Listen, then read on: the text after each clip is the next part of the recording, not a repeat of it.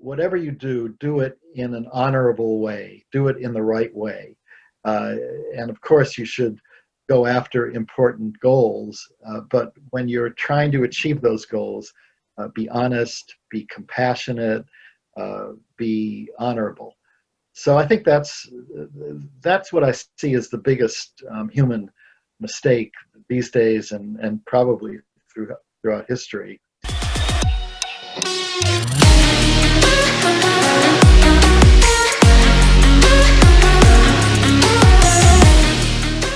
Welcome back to the Max Out Show, where today I'm joined by one of the world's leading scholars in human development and creating a life of purpose, Dr. William Damon.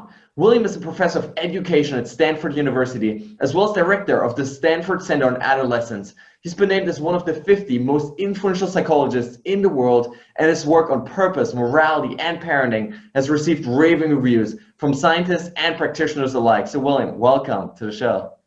Thank you. I'm delighted to be here. Nice to meet you. And I'm very excited to have you. And what I love about you and your work is that you study human possibility. So instead of just looking at the way things are, you actually look at the way that things could be, and you look at it from both science and also then real world leaders like Nelson Mandela and Eleanor Roosevelt to really help all of us become better human beings. So I'm really curious, like, what made you fascinated in this field in the first place? Well, it's a good question. There were intellectual reasons and personal reasons. The intellectual reasons, and you alluded to this when you began your talk, intellectually, I perceived the whole field of psychology as being oriented towards the past. All of the experiences that supposedly shape and determine the personality and what you're like and what your destiny is. And it seemed to me that at least as important it is what people aspire to, what they dream of, what they believe in, which is future oriented. What kind of a person do you want to be?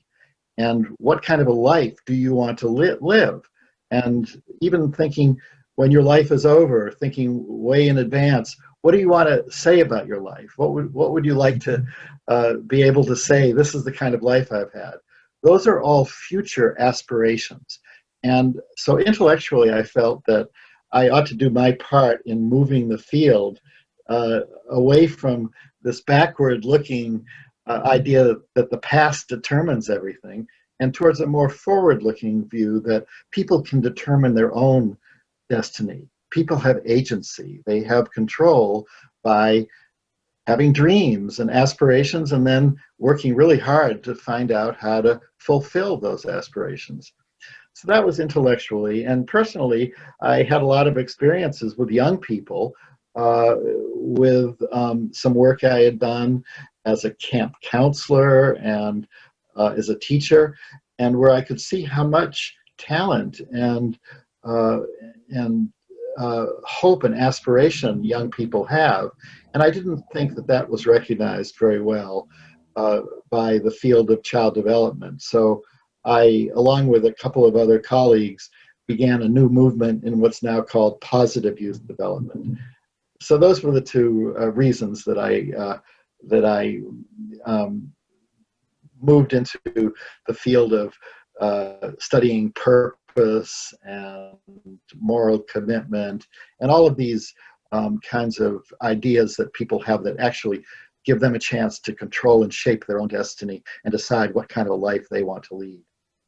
Yeah, and you've certainly done a tremendous job really curating that research and summarizing and getting it out there and really explain to people how much change is actually possible. And so, I'm a huge fan. I'm finishing up my master's degree in positive psychology right now. So naturally, just super interested in all that you do. And I think it is tremendously important for people to understand that, yes, your past does not equal your future, meaning that we can always, at any point in our lives, have that agency, like you said, and a control of like choosing a new direction, choosing a better life, and not dictating, having it dictated by our past. And so that is really important. So maybe to sort of set a basis for this conversation, can you define for people, like, what do you actually mean by purpose in life? Purpose has three important components. And I want to emphasize that it's a unique concept. A lot of people conflate it with meaning, and they say, I want to have a life of meaning and purpose. Meaning is important also, but it's only one part of purpose. Purpose incorporates a number of things that are very special to purpose itself. So here are the three important criteria for purpose. One of them is meaning. So meaning is part of purpose. It has to be meaningful to the person. Nobody can order you or command you to have a purpose. You have to believe in it yourself. So it does have to be meaningful. That's one. But in addition, purpose is a long-term goal that reflects a commitment. So it's not just a one-time, it's not just going to a movie or reading a poem and you say, that's not purpose. Or even doing something heroic, for example, jumping in a river to save a drowning child or something. That's a very good thing to do, but you would not say that's my purpose in life. You did it once. It's not your purpose in life, unless you stand by the river for all the time, watching out for children dropping in, but that's probably not going to happen. So in addition to being meaningful, it has to be a long-term commitment. And then third, and this is very important, there has to be some element that's beyond the self. It's not all about me. And so just trying to accumulate a lot of money or buy a fancy BMW car or anything like that is not a purpose in life. A purpose has to have consequence to the world beyond the self. And when you put those three things together, it makes purpose a very special psychological capacity that brings a lot to the world, obviously, because people who are purposeful contribute a lot, but it also does very special things to the self. It gives you a sense of direction in life. And in a lot of ways, purposeful people have energy, they're highly motivated, they are resilient, and it's all because it's a long-term commitment that's beyond the self. That's why purpose is so beneficial to both other people and yourself. Well, I love that so much, and especially this aspect of also serving other people and focusing on other people. Because one of the challenges that I see, especially many other young people, students, they're trying to figure out what they want to do. Is they only focus on themselves, right? They only look at like, what do I enjoy, and then so they end up being like, I want to be a video gamer, right? Because like that's what I love to do. But the question is always like, how does that actually like contribute something useful to the world also? You're right, and one of the confusions that people make is that they confuse the concept of purpose with the concept of passion. And so a lot of young people say, oh, I want to find my passion in life. And they think that's the same thing as finding your purpose. And it's not. Of course, passion is a good thing, and it's good to do things you enjoy doing, but that's not purpose. In fact, purpose can sometimes be not very passionate at all. It can be a quiet, steady commitment that isn't that exciting even, but you stick with it. And so I think where a lot of young people get confused is they think, well, my passion is video games, or my passion is dressing, my passion is having beautiful earrings or whatever. That's fun, and people should enjoy life, but that's not a purpose. A purpose is something that really reflects a commitment to make a consequence to the world beyond the self. Yeah, that's so important. So you mentioned this or sort of alluded to this concept of noble versus the heroic purpose in our lives. So can you share a little bit about like why we don't all need to be these superheroes in order to live a purposeful life? Yeah, thank you for saying that. That's very important. And I may have contributed to that confusion a bit myself because I like to study moral exemplars, people like Nelson Mandela, because I learn a lot from them. But purpose is something that applies to every human being that is dedicated to something beyond the self. It does not have to be an elite, professional, heroic endeavor at all. In fact, parents, most mothers and fathers, if they're really dedicated to raising their children, they're being purposeful. That's very ordinary. People all over the world do that. In every occupation, whether it could be It could be sweeping the streets, any occupation. If you believe in it and you try to do a good job, and you don't need an education, you don't need anything that is at all an executive level occupation. Purpose can be very ordinary. Now, there are people who have been heroic, and they are very interesting to study, and we can learn a lot from them, but we don't at all need to feel that we are inadequate because we don't live up to that standard. We can be purposeful in very, very common kinds of activities. Yes, that's so important. So how much do you think that is a process of finding something outside of you versus like looking at your current life and then deciding that you're going to bring more purposeful thoughts to how you're actually living right now already? It's actually both of those are needed. When we give advice about how is it that teachers and other people can encourage young people to develop purpose, we say, well, number one, and this is what you were asking, number one, help the child get to know himself or herself. In other words, what is the child's talent and interests? So what is it about me that I can do, that I enjoy doing, and that I can imagine myself doing with enough consistency that I become good at it? So that's looking inward, but also then looking outwards as to what does the world need? What kinds of things could I do to improve the world? And it could be anything. As I said, it can be something very common, like I could be a good I could become a good teacher. I could become a good house painter, or it could be something in the arts. I could become a good piano player or a jazz musician. It could be medicine. I could be a nurse or a doctor. But what is it that the world needs that I enjoy doing and that I can do well?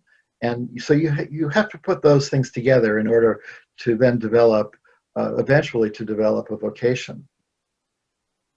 Yes, I absolutely love that. So it really sounds like it's also about bringing that attitude then of a full commitment to that purpose of truly wanting to be your best self and truly wanting to serve in that way. That's right, and of course it's easier to commit to things that you enjoy doing. So that's why it is good to think, what are my interests?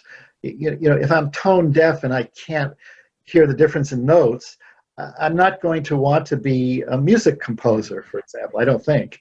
I wouldn't be very good at it. So that's something even if I love music, I would say to myself, well, that's not my contribution to the world. I'll just enjoy going to concerts, but I can't hear the difference in notes, so I'm not going to try to do that. So you do have to do things that you are able to do and that you enjoy doing, but then you want to do things that other people need, or that do improve the world, that the world needs in some way to improve life. Yeah, I definitely think this aspect of practicalities is really crucial here. In fact, you talk about these three opposites sort of the purposeful life, the disengaged life, the dreamers, and the dabblers. It sounds like those are really the dreamers, the people that have these big and lofty visions and dreams, but they can't actually practically make that happen. So yes, can you share a little about those obstacles that are standing in the way? Yeah, no, that's very good. That's a good insight. You're right that I think what I had described as the dreamers, and just as you said, what we call the dreamers were a lot of young people who had beautiful ideas and aspirations, but they, for example, somebody who would love to become a film director and make wonderful movies, but this young person had never ever tried to even do a video recording of anything. Just the boy had only gone to see movies, and so there was nothing. There was no talent involved, or no activity towards that end. The other pattern we see, we call the dabblers, meaning young people that do a lot of things, and they work hard, and often they're things that they're told to do. They do their homework, they do their soccer lessons, their piano lessons, their community service. They have a list of things that everyone's telling them what to do, but none of them mean anything to them. They don't commit because they don't think any of them are that important. They just do them because they're told to do them. And they're good kids, and they have a lot of potential, but they haven't found anything that they believe in themselves. So that's another obstacle, is when you are a very good, obedient child or young person, but you haven't found anything for yourself that you can throw yourself into. Those two patterns that I mentioned, the dreamers and the dabblers, they're often transitional patterns because a lot of young people grow out of that. A lot of the dreamers finally do find something that they actually get active about and are able to do, and so they become purposeful. And the dabblers eventually very often find something they believe in. Not all of them, but a good number of them eventually become purposeful. The most disturbing pattern that we see, we call the drifters. And it's disturbing because they have found no goals at all that are important to them. And in fact, they either are having a very good time, they're very hedonistic, and so they don't see any reason to do anything other than just pursue momentary pleasure. Or sometimes it's the opposite. Some of them are anxious and depressed and very miserable, and they are very upset about having nothing to aspire to, but they have no goals. And that's the most difficult pattern to move in a developmental sense, because it's hard to talk to a young person who has no goals. It's hard to talk to them about any kind of future aspirations because they don't see the importance of it. So how do you try to help people like that then? Like if they have no goals and they would like to have some, but there's like in their mind it just doesn't, like there's just nothing they come up with that would be worthy of dedicating their life to. Like how can you help people try to find some kind of goals in their lives? Yeah, it's a very difficult question. I'll tell you a little story. I once had the honor of being in a public dialogue with the Dalai Lama. Wow. When he was opening his North American center, and he invited me and a few other people to have one-on-one dialogues. And the format was, I gave a talk on purpose and on the subject of purpose, and then he could ask me one question and I could ask him one question. Wow. And it was very formal, but very beautiful. And so the question I asked him was exactly the question that you just asked me, which is, what do you do about young people who have no goals at all? How do you get them, how do you even talk to them about it? And so he gave me an answer, a very wise answer. He said, you need to do two things and do them both. You need to, first of all, describe to them in very vivid terms how empty and unsatisfying a life without goals can be, and give the young person a lot of examples of people who have had no goals and they drift through life, and they don't develop the kind of relationships or friendships, or they don't have any interests beyond themselves. They just wither away. At the same time, he said, don't stop there.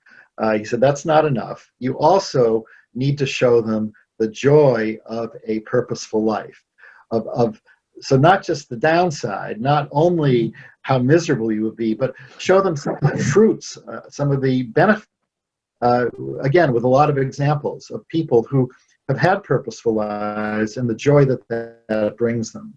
And he said, when you do both of those things, and it takes a while, when you do both of those things, eventually the message will come across. So that was a very wise person's answer, much wiser than me. And I took that very seriously and learned a lot from him. Yeah, wow, I absolutely love that. Did not expect that. So what are some of those kinds of people that you personally look up to, or they're like whose stories you would tell of like examples of these incredibly purposeful lives? Well, I wrote a book with my wife called The Power of Ideals, and we profiled six of those people. And as I think we already mentioned, one of them was Nelson Mandela, and he's a very good example. Uh, he was thriving all the way into his 90s and a very joyful person, even though he had a very difficult life. But look at all the things he did for the world, and especially with his campaign for truth and forgiveness. He set an example for everybody, and also had a very good time. There's a very good movie called Invictus about the way he championed the sport of rugby in South Africa, and so he would be one example, a living example, who we studied and wrote about in the book called The Power of Ideals. Yeah, and there seems to be this common denominator among all these people, and it's a fantastic book, by the way, for all of our listeners. Definitely worth a read. Which is the greatest leaders. I found this, like studying biographies and also in my own life, is like the greatest leaders are so focused on other people and making them better rather than on yourself. And you have this quote that I absolutely love, which is that like fulfillment comes from not thinking less of oneself, but thinking of oneself less. Yes. So can you share about what that actually means? Yes, and thank you for saying that. I love that quote myself and learned a lot from it. That's exactly right. That a lot of people think that I don't want to be humble. It's not good to be too humble because that means you degrade yourself. You're self-deprecating, and that's not good to be self-deprecating. You should be proud of yourself. But the wonderful quote from Abraham Heschel was that, no, it's actually not thinking that you're not good or thinking that you're less. Being humble means you just don't think about yourself that much. You think about other people. You have a perspective. I'm just one person in this whole world, and you keep that in perspective. You can still be very happy with yourself and very proud of yourself and very satisfied. That's fine, but it's just that you don't always think about yourself all the time. You're thinking about your friends and your family and the world at large and what you can do for the other people. Yeah, do you think that actually is a problem? Like, and I see this a lot in like adolescents growing up, right? Like that generation that is raised with like social media nowadays, they're so self-focused on like, how am I looking? Like, how do other people perceive me and all that kind of stuff? Like, do you think that leads to some of those problems that we see now? I do, and there's something else also. I think that in modern or contemporary child rearing, people sometimes can be excessively child-centered, and parents and teachers don't have high enough expectations for young people. And it's good for young people to expect them to work hard, to achieve, to strive for excellence, and to serve other people. And too often, parents give the child the message that you're so important, everybody, we're all worried about you, we all love you, don't get yourself too stressed out, and that's the wrong message for kids. Young people do well when you expect a lot of them, with love, in a loving way. But when you expect a lot of them, both achievement and service, that's when young people thrive, not when you overindulge them. And so I think that is the contemporary mistake that shows up then in a lot of problems that we see in younger people. Yes, I definitely do think that is so important, right? That you have someone like a mentor, a parent, a friend that actually expects you to show up in the way that you're supposed to, right? And I found that that additional accountability, or like those external people actually looking at you saying like, hey, you messed this up right now. You gotta step up your game. You have to do better than this, right? You can do better, you can be better. I found that so powerful, and also like building my personal relationships and looking for people that are willing to do exactly that, and are willing to hold you accountable and give you that mirror in your face and be like, this is not you, right? Exactly. I still remember I had a teacher in the 9th grade that would not let me get away with doing mediocre work. He was very strict with me. And he sat me down once and he said, "Mr. Damon, you have to learn to take everything you do in this world seriously. Everything matters. Everything matters. So don't give me any of these half-baked papers and essays anymore." I still remember that. And he did me a big favor, even though he was very strict with me. But that was a big favor he did for me. He cared enough to have high standards for me. That's a sign that you care for somebody, when you have high standards. I love that. I actually never thought about that way, but I actually love this idea that like you care. It means you truly care about that person.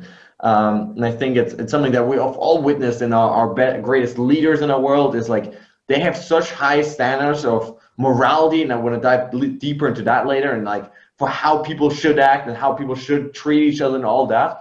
And that really starts to spread around your social circles, right? That's exactly right. Absolutely love that. And it's this idea that like building character and competence actually comes from setting these high standards also for ourselves. Like how do you view that sort of thing? Like yes, setting it for other people. Is it the same for ourselves that we should set these incredibly high bars for ourselves? Yes, of course.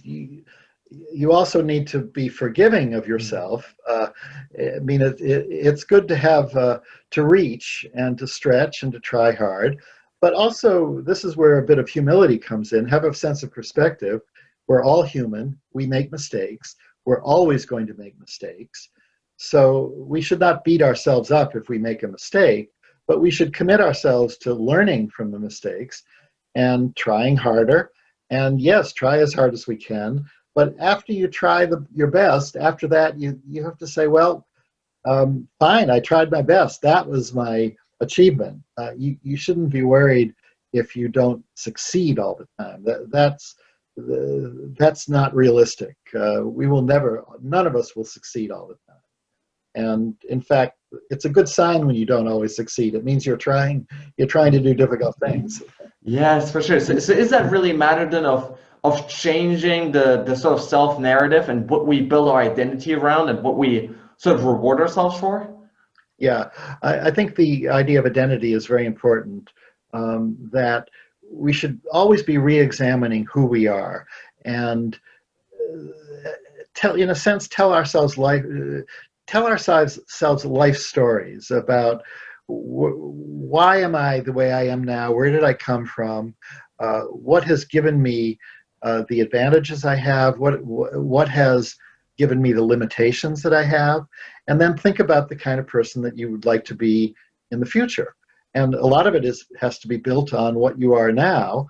And we all have limits, but we can certainly take charge of our lives and move it in the direction that we want. And that's a question of identity, of building an identity. Being realistic about who you are, so you don't overinflate. If I tell myself, well, I'm Napoleon or something, that would be great self-deception. So I have to be honest about who I am. But then you can also dream a bit and say, well, who would I like to be? And work towards that in a way that is humble, that you realize, you can make some grow. You can grow but of course there will always be limits on what you can do.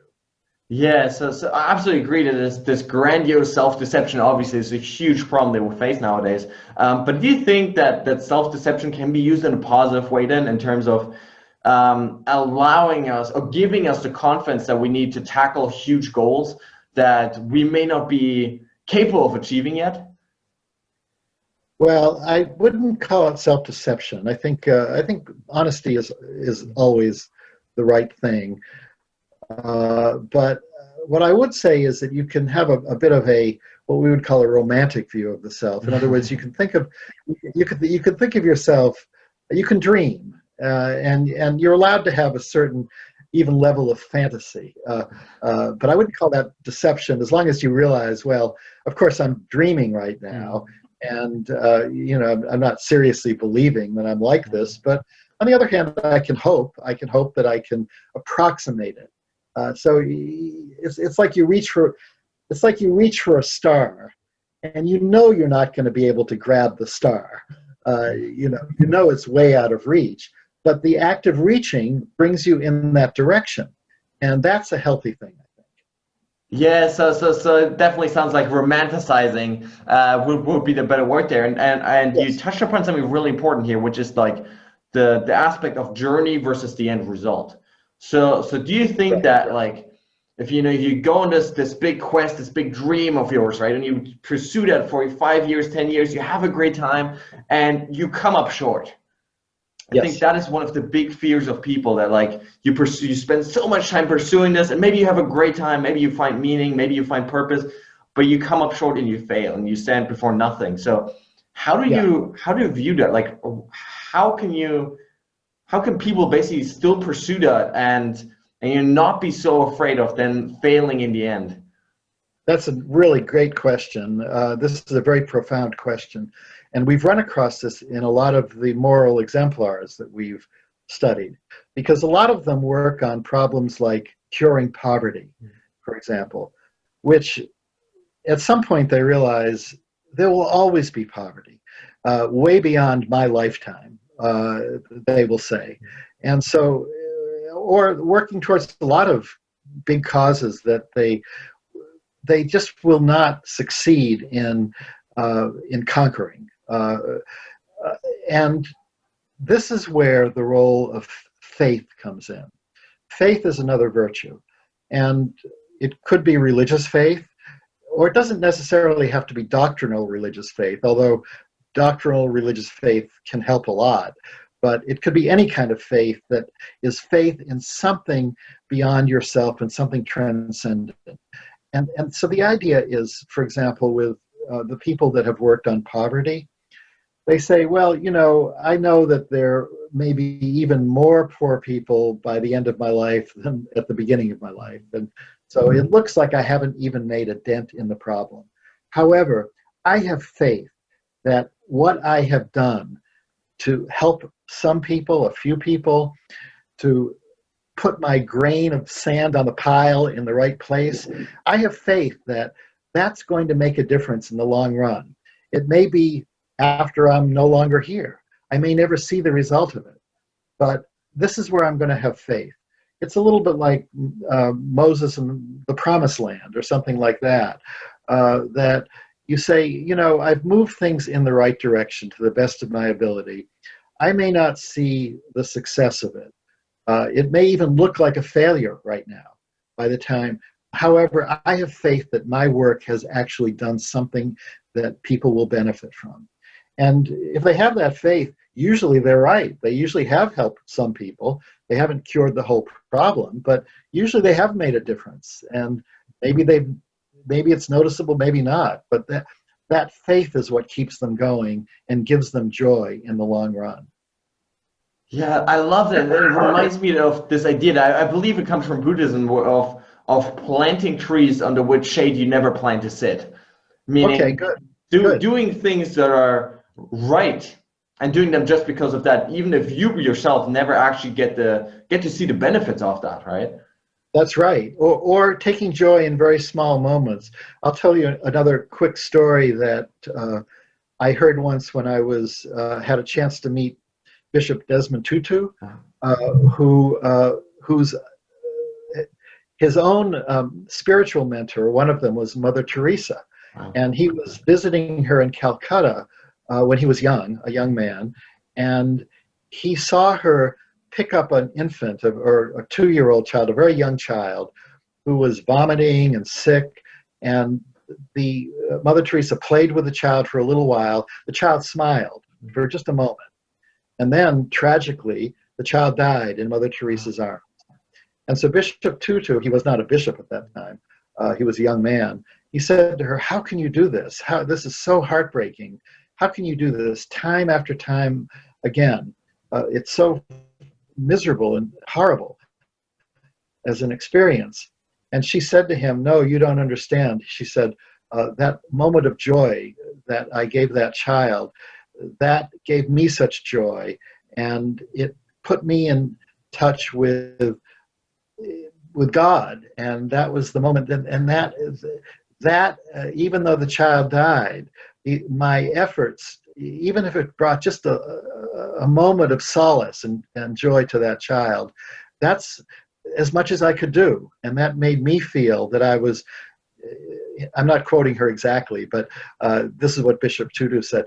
It made me feel that I was close to God and I had my own spiritual growth at that moment. So just taking joy in small achievements that you are able to accomplish, even if you're not able to save the whole world, that I think is the key. Wow, that is such a beautiful story. And I think, especially nowadays in the social media world, it's so easy to get lost in numbers and thinking you have to change a million people's lives, right, in order for it to be worthwhile, right? But the reality is that, yes, if you can just make one person smile today, that already is a positive and great impact on the world. Yeah, thank you for saying that. And you're right, the social media meme is all about scaling up. I immediately want to change the world and scale everything up. That's hubris. That's going, you don't have to change the whole world. You don't scale things up until you really have things right. And it's Yes. more important to do the right thing on a small level than to do something on a big level that you're not even sure if it's necessarily a good thing or a smart thing to do. Yeah, that's certainly so important. And so we've touched upon a few moral aspects already, which I know have been a huge part of your career and your work. So what are some things that you believe everybody should know and also try to practice in their lives around morality, around, those values and virtues that you mentioned, like truthfulness, like humility, like faith? What are some of the most important things that you would like to impart on people? The number one thing, my number one rule is that the means that you accomplish something with, in other words, how you do it, is just as important as the ends that you're trying to achieve. And this is something that people, I think, forget all the time. They so much want something good to happen, the environment to be cleaned up, the economy to be better, a certain political candidate to win, whatever, that they think, well, if I cheat a little bit, or if I lie, or if I do something wrong, it's okay because I've achieved this big, wonderful, noble end. But in the long run, when you use corrupt means, it undermines everything, and it does more harm than good. So that's my number one rule: is whatever you do it in an honorable way, do it in the right way. And of course, you should go after important goals, but when you're trying to achieve those goals, be honest, be compassionate, be honorable. So I think that's what I see as the biggest human mistake these days, and probably throughout history. And the other thing, I'll just mention one other thing, which is, we talked about this a little bit: have humility, the right kind of humility. Keep a sense of perspective, which means be open-minded. You may really believe in something, but at least consider that you may not know the whole truth, and you may even be wrong, and listen to other people, because even if you really are convinced you're right, don't be 100% sure of it. Keep an open mind and allow other people to disagree and listen to them. Yes. So do you have in your own personal life, do you have some sort of moral practice that you engage in every single day, or is it more of a daily reminding yourself that this is how I want to live, or how can people really approach this practically? Well, I think one thing is, there's a number of practices. One thing, of course, is that I always try to accomplish my work in a way that is, I share my work a lot with people and invite them to comment on it and to tell me what they think I'm doing right, what they think I'm doing wrong, what kinds of things I should try to do that maybe I'm not ambitious enough, or have never even realized that here's a problem that I should try to do. And of course, I'm a teacher also, so I try very hard to understand how I can help my students in a way that is not always obvious. I have to always examine and be reflective about whether I'm doing the right thing. And on a personal level, as a practice, I believe in daily prayer.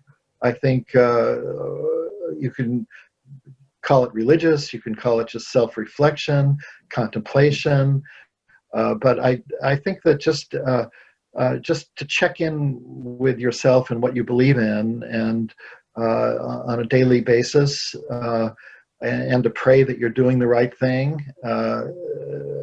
I find that helpful anyway, to keep myself centered.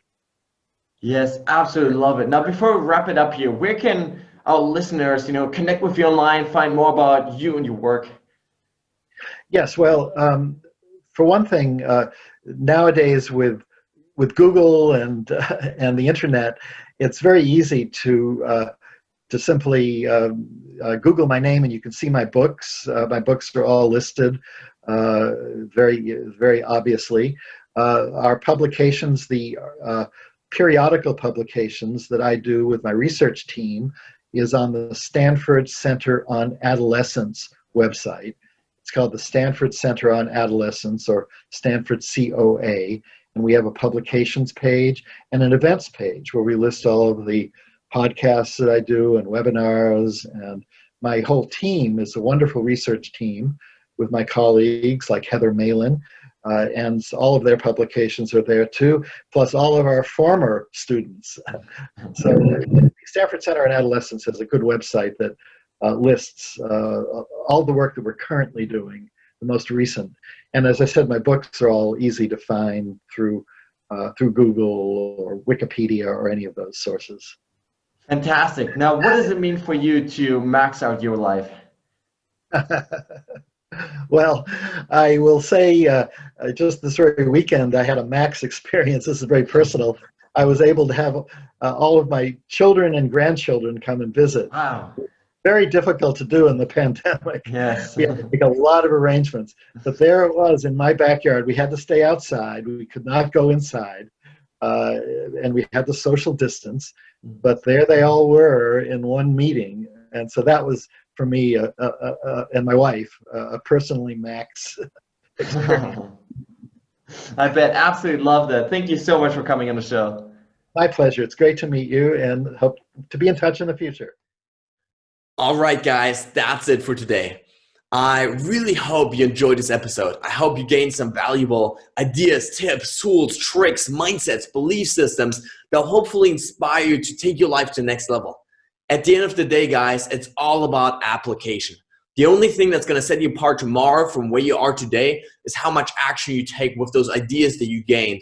And so I really want to challenge you at this point to, not just listen to this passively, to not just consume this, passively, just thinking about other things, but to really take those lessons, take those ideas that you just gained and start applying them to your lives, to really start taking action and sprinting towards those goals and those dreams that you have in your life. Now, guys, at this point, I want to ask you for a huge favor. If you enjoyed this episode, please consider heading over to iTunes and leaving a review, as that helps me really grow the show and reach more people, impact even more people around the world. If you have a family member, a friend, a loved one maybe, that you think could benefit from this content, please consider, sharing it with them, forwarding to them, as that helps us really build a community of like-minded people that are all about maxing out their lives. Now, guys, with that being said, thanks so much for tuning in today. I really, really appreciate it. Stay strong and see you tomorrow.